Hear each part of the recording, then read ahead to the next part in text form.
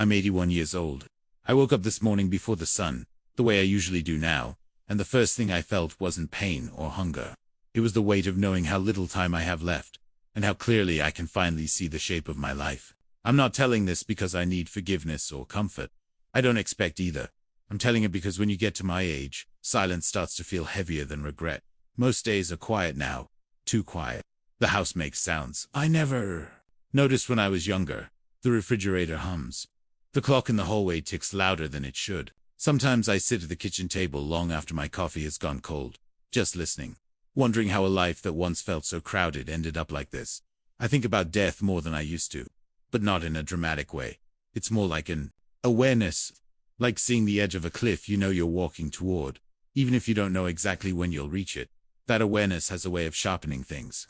It cuts through excuses. It strips away stories you've told yourself for decades. That's how I finally understood it wasn't bad luck that shaped my regrets. It was fear. When I was younger, I didn't think of myself as afraid. I worked. I showed up. I paid my bills. I did what was expected. Fear doesn't always look like panic or weakness. Sometimes it looks like responsibility. Sometimes it looks like being sensible. In my 20s, I believed life would unfold slowly, generously. I assumed time was something you spent, not something you could run out of. I took a steady job because it was safe, not because I loved it. I told myself passion was for people who could afford to fail. I remember my first apartment. Thin walls. A kitchen window that faced a brick wall. I'd come home tired, loosen my tie, and sit on the edge of the bed because the couch was uncomfortable. I used to think, this is temporary. I said that about everything. I had ideas back then. Not grand dreams, but quiet ones. Things I wanted to try. Conversations I wanted to have. I kept postponing them. I wasn't saying no. I was saying not yet. Fear's patient. It doesn't rush you. It whispers. I told myself I'd travel when work settled down. I'd call old friends when things were less busy. I'd say what I felt when I was more certain it wouldn't go wrong. I thought caution was wisdom. In my 30s. Life got louder. Marriage, children, bills stacked up. I became good at routines. Wake up early. Commute. Work. Come home exhausted. Weekends were for errands and repairs and catching up on sleep. I told myself this was what being an adult meant. There were moments though, small ones. My daughter asked me to come watch her school play when I had a deadline. My wife wanting to talk late at night when I just wanted quiet. A friend inviting me to take a risk with him, start something new, step off the path. Each time, I chose what felt safer.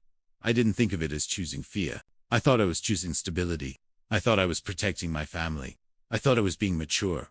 What I didn't see was the cost, accumulating quietly. I missed dinners, and told myself there would be others.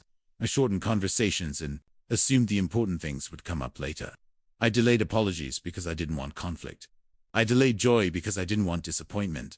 My children grew while I was busy being dependable. I was present in the room, but often not really there. I thought providing was enough.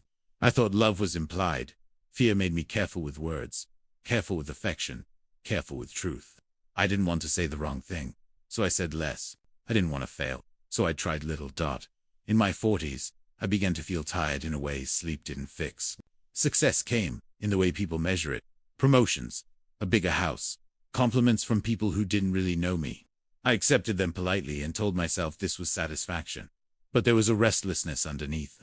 A sense that something was being deferred indefinitely. I didn't know how to name it, so I ignored it. Fear likes when you're busy. It thrives on distraction. I remember standing in the driveway one evening, watching my son back the car out for the first time. He waved, nervous and excited. I waved back. The thought crossed my mind that I hadn't really known when he stopped being a boy. It startled me, but I let it pass. There was dinner to make, emails to answer. Nothing catastrophic happened. That's what makes it dangerous. There was no single mistake I could point to, just thousands of small decisions, all reasonable on their own. The damage didn't arrive with a crash. It seeped in quietly. By the time I noticed cracks, I was in my 50s. My marriage felt functional, not intimate. Conversations were about logistics. Who needed to be where? What needed to be paid? We had both learned how to avoid difficult topics. It kept the peace. Fear told me that peace was success. I didn't ask the questions that scared me. I didn't admit the loneliness I felt sitting next to someone I loved but no longer truly reached. I thought enduring was the same as being loyal. Then came the turning point. Not dramatic, just final. My wife got sick. Not suddenly, but steadily.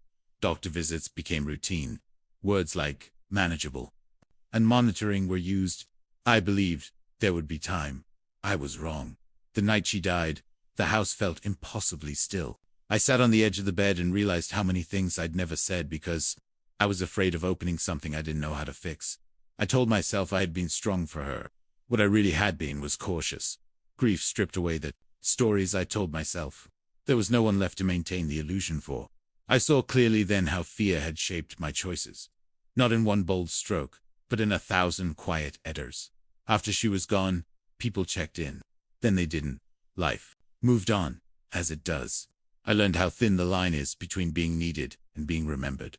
Old age is not just about loss of health. It's about loss of relevance. The world doesn't ask much of you anymore.